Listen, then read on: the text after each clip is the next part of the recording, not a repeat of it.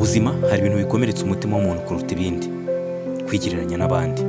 Uyu munsi turaza kuvuga ku nkuru y'umwana w'umuhungu wakundaga kwigereranya cyane n'abandi, ariko uraza kumva uko byamugendekeye n'uburyo byatumye ahindura ibitekerezo burundu kugira ubu ngubu akaba abayeho neza cyane. Iyi nkuru nkubwire ko ni inkuru ya nyayo, ni inkuru y'ubuzima bwa nyabwo, ni inkuru yabayeho, si inkuru mpimbano. Iyo ubona mugenzi wawe ageze kure ugatangira ukibaza uti ese ngewe nte gute, ugatangira kumva ko udashoboye, kumva ko nta gaciro ugifite, kumva ko wibagiranye. Kandi ibi byose bikaba bibi cyane muri iyi minsi ya social media, aho buri wese yerekana ibyiza gusa ntukibagirwe ko buri wese afite inzira ye, igihe cye ndetse n'uburyo bwe. Uko wigereranya cyane niko wiyambura ibyiza Imana yagusizemo n'ibyo yaguteguriye. Reka turebe noneho iyi nkuru ya Ethan iri buze kuguhindurira ibitekerezo, igahindura uko watekerezaga kuri iyi ngingo. Hari umwana muto witwaga Ethan, yari atuye mu mudugudu muto, yari umunyamurava, hari umwana ukunda gukora cyane, ariko umutima we kenshi wakundaga gushengurwa no kwigereranya. Buri gihe iyo abonye inshuti ye yitwa Eric, iyo nshuti ye ni umuhanga mu by'ikoranabuhanga, aravuga ati nagakwiye kuba narasobanutse nka Eric. Ndetse kandi buri gihe iyo abonye umuturanyi we witwa Aline, ufite amafaranga, wifite, mbese uhagaze neza, aravuga ati ibe nakabaye mfite amafaranga nk'ariya ya Aline. Ndetse no mu gihe bakoze amarushanwa yo kwiruka ntabo wa mbere, aravuga ati nagakwiye kuba mfite umuvuduko nk'uw'abandi bose, kubera ko afite umuvuduko muke, ariko nyamara niko ateye, niyo miterere ye. Ibyo byose byamutwaraga amahoro, bigatuma atabona ibyiza bye, ntabona uruhande rwiza rwe. Nyamara we yakundaga kwibwira ati nta na rimwe nzigera mba nkabo. Umunsi umwe mu mudugudu w'iwabo haje umusaza cyane wari uzwi ku izina rya Grand Peter.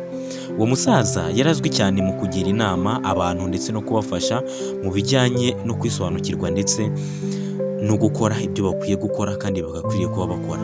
Rero uwo munsi Ethan yaramwegereye, aramubwira ati nubwo ngerageza cyane, buri gihe iyo mbona abandi banduca umutima wanjye urababara, hanyuma nkumva nta gaciro mfite. Hanyuma Grand Peter yaramwenyuye, arangije aramusubiza ati niba ushaka igisubizo cyuzuye, ejo tuzahurire ku musozi ku giti kinini gihari. Amurangira ahantu bari buze guhurira. Ati ejo mu gitondo saa 2 tuzahahurire, hanyuma nguhereze igisubizo cyawe cyuzuye. Hanyuma bukeye bwaho Ethan yaraje ahahurira na Grand Peter, aramubwira ati reba ibiti byose biri muri iri shamba. Hanyuma Ethan nawe aritegereza, abona ibintu bitangaje kandi bitandukanye. Muri iryo shamba hari ibiti birebire, ibindi bigufi, hari ibiti byera imbuto, ibindi bitera imbuto, hari ibiti byoroshye ndetse harimo n'ibiti bikomeye. Hanyuma Grand Peter yitonze aramubaza ati mbese si ubuswa kuba igiti cy'ipera cyifuza kuba igiti cya kokonati, cyangwa se igiti cya kokonati kikifuza kuba igiti cy'umuvumo? Hanyuma Ethan aramwenyura, nawe aramusubiza ati ni ukuri byaba ari ubusazi. Nuko Grand Peter arongera ati nuko rero buri giti gifite ibyacyo, kandi iyo byose bihurijwe hamwe mu ishyamba nibyo bituma ishyamba riba ryiza kandi rikitwa ishyamba ndetse rikagira amahoro. Aramubwira ati nawe ufite ibyo wagenewe bikurimo bidasanzwe, rero ntuzongere kwigereranya n'abandi, kuko wowe uri wowe, ntabwo uri abandi. Abakomeje urugendo batembera mu ishyamba, hanyuma bagera ku mazi. Ethan abona amafi atembera mu mazi ndetse n'inyoni ziguruka mu kirere. Nuko Grand Peter abaza Ethan ati mbese Ethan, ifi yakwifuza kuba inyoni cyangwa inyoni ikifuza kuba ifi? Ethan abangutse cyane ahita amusubiza ati oya, amafi yagenewe koga, inyoni zagenewe kuguruka. Nuko Grand Peter amurira mu maso, amubwira amagambo yamuhinduriye ubuzima burundu. Yaramubwiye ati none se kuki wowe ushaka kuba nk'abandi? Wibagiwe ko waremwe ufite inzozi zawe, impano zawe, imbaraga zawe. Igihe cyawe nikigera uzarabya mu buryo bwawe. Ayo niyo magambo yamubwiye, yamuhinduriye ubuzima burundu. Ayo magambo yabwiwe yinjiye mu mutima wa Ethan nk'umucyo utaha umwijima. Yahise abona ko akwiye kwishimira ibyo afite, gushaka impano ze ndetse no kuzikoresha.